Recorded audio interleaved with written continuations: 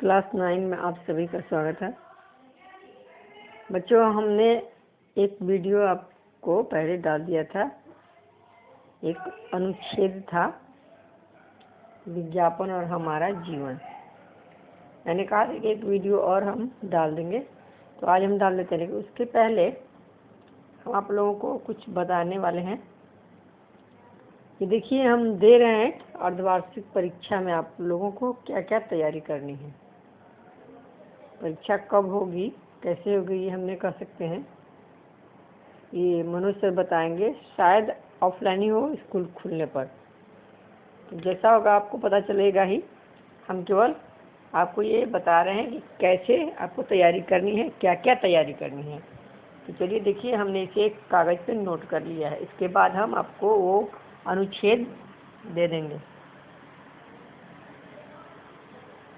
एक बात और बच्चों, आप लोगों को ये सब तैयारी करने के लिए व्याकरण किताब खरीदनी होगी। हम उम्मीद करते हैं कि आप लोगों ने खरीद लिया होगा, चाहे नई किताब खरीदा होगा या पुरानी, लेकिन खरीद लिया होगा। अगर नहीं खरीदा होगा तो आप ज़रूर खरीद लेंगे। एक किताब खरीदेंगे, वो क्लास 10 तक भी काम आएगी। और उसी में ये सारी चीज़ें हैं जो अभी हम आप लोगों को दे रहे हैं तैयारी के लिए। बाकी पुरानी किताबों में नहीं मिलेगा, तो आपको लेना ज़रूरी है। तो चलिए देखिए, ये पहला रहेगा अपठित गद्यांश। मैंने बिना पढ़ा हुआ एक गद्य, एक पैराग्राफ रहता है, उसी में से प्रश्न, आपको प्रश्न का उत्तर ढूंढ के लिखना होता है।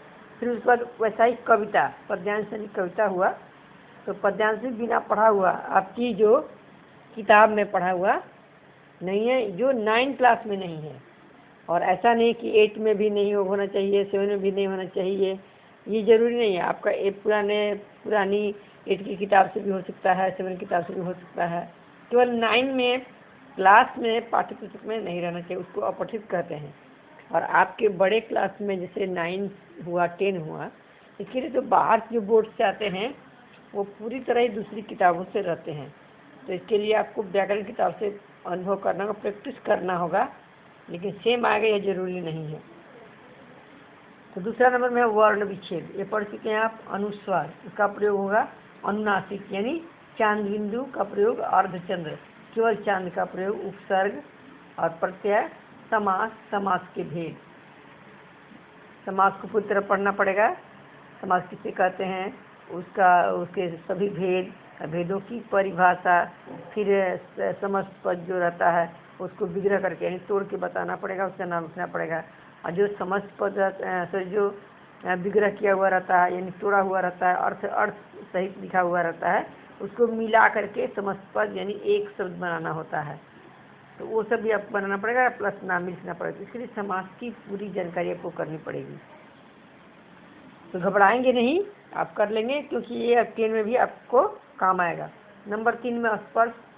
1 से, या आपकी किताब का नाम है 9 का, गद्य से पाठ 2 और 3 से प्रश्न होंगे।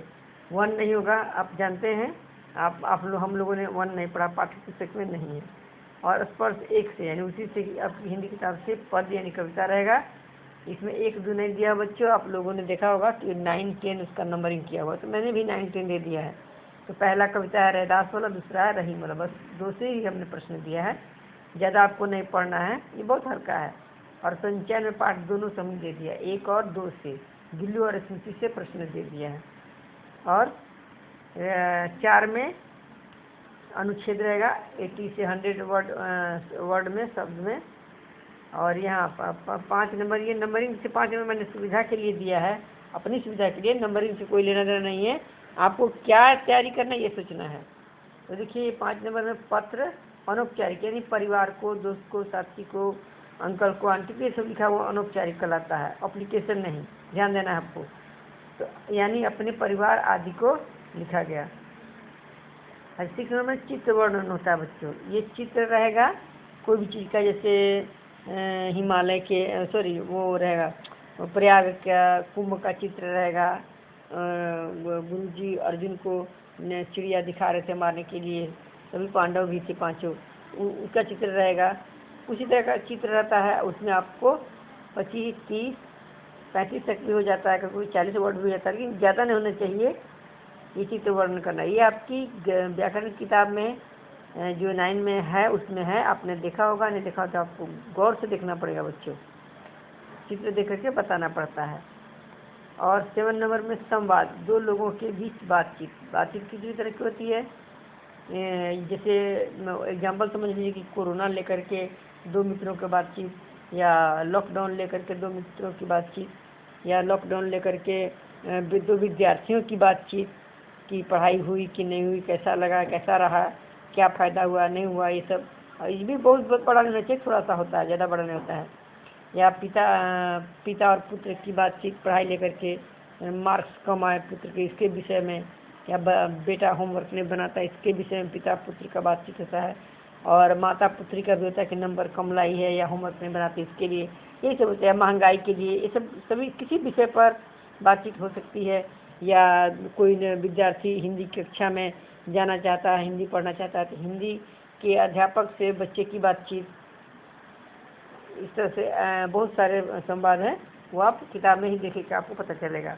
और 8 नंबर में विज्ञापन यानी प्रचार, जिसे ऐड कहते हैं आप लोग, दिया रहता है ना कि ये आइए धमाका दुर्गा पूजा के अवसर पर आकर्षक साड़ियों के लिए, आकर्षक जीन्स के लिए, टॉप के लिए, तो सबके लिए रहता है। जूता चप्पल, यहाँ तक कि पुरानी साइकिल के लिए भी देना पड़ता है विज्ञापन कि इतना में मेरी पुरानी साइकिल है, ये इस कंपनी की है, इसमें ये सुविधा है, पुरानी होने के बावजूद भी नए से ज़्यादा अच्छा चलती है, सभी पार्ट पुर्जे आधुनिक है, ये सब करके दिया था। आप इसे सीखे, प्रैक्टिस करना पड़ेगा, सब व्याकरण किताब में। अब देखिए एक अनुच्छेद मैंने दिया था और एक आज हम दे देते हैं, तो हो गया ये। आप इसे अच्छी तरह तैयारी करेंगे। ये तैयारी सिर्फ यहीं तक सीमित नहीं रहेगी, ये तैयारी आपको 10 में काम आएगी। तो चलिए देखिए आगे का पैराग्राफ। ये पैराग्राफ है समय का सदुपयोग।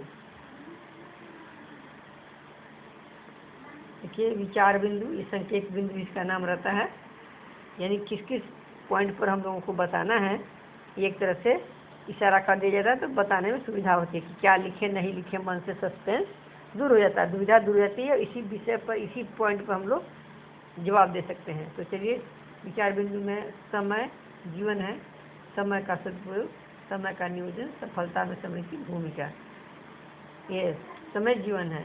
फ्रैंकलिन का प्रसिद्ध कथन है कि वक्त को बर्बाद न करो, क्योंकि जीवन इसी से बना है।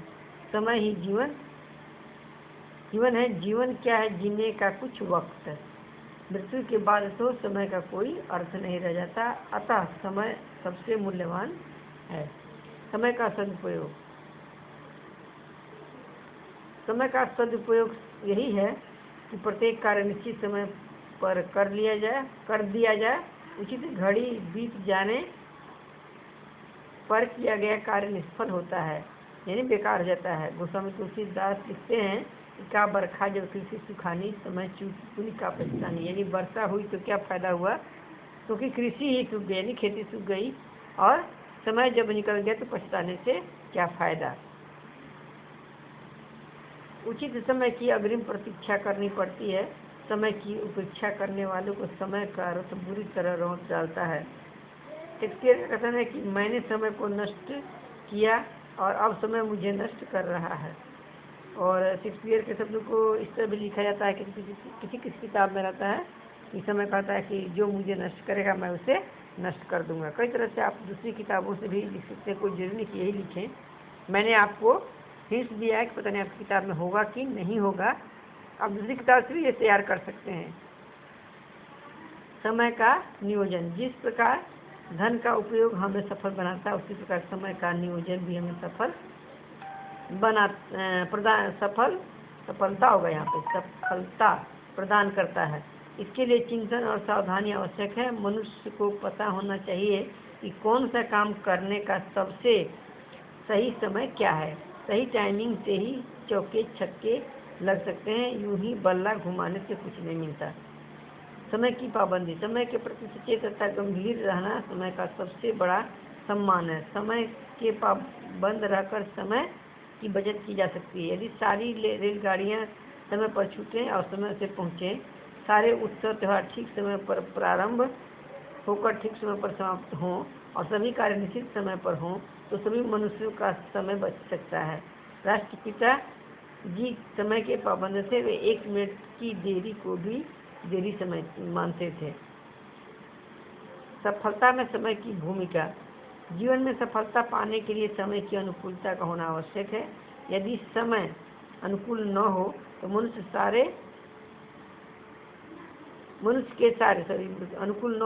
के सारे प्रयत्न निष्फल हो जाते हैं। पढ़ाई के वक्त पढ़ाई, खेल के समय खेल, शादी के समय मौज और गृहस्थी के समय जिम्मेदारी, ये सब वक्त पर ही अच्छे लगते हैं। जो व्यक्ति ऐसा नहीं करता वह वक्त के थपेड़े खाता रहता है। बस, धन्यवाद। अतः हमें समय का सदुपयोग करना चाहिए, ये आप जोड़ सकते हैं। और मैंने कहा है कि दूसरी किताबों से भी आप तैयार कर सकते हैं। धन्यवाद। इसे आप लिख लेंगे और याद करेंगे।